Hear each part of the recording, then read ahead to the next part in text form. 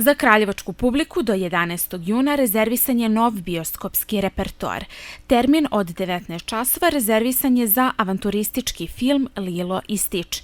U pitanju je remake Disneyevog klasika iz 2002. godine.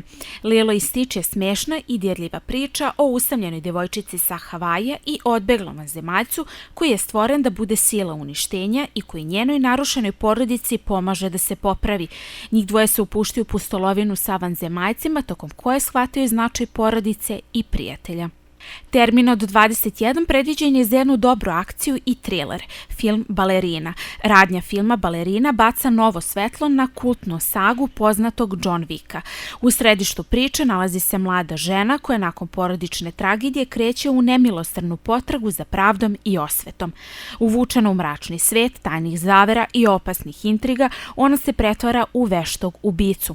Balerina donosi novu dimenziju John Wick univerzuma, spajajući intenzivnu akciju i snažnu priču koja gledaoce ostavlja bez daha.